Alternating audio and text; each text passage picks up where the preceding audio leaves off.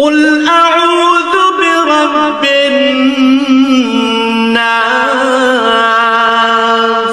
হে নবী, তুমি বলো, আমি আশ্রয় চাই মানুষের মালিকের কাছে, ملك الناس।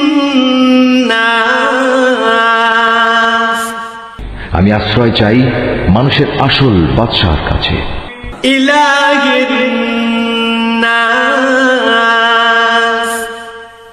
আমি আশ্রয় চাই মানুষের একমাত্র মাবুদের কাছে, من شر الوسواس الخناس।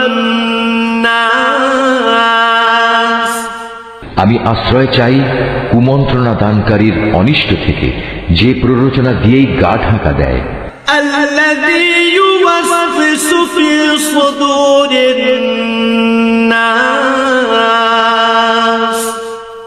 যে মানুষের অন্তরে কুমন্ত্রণা দেয়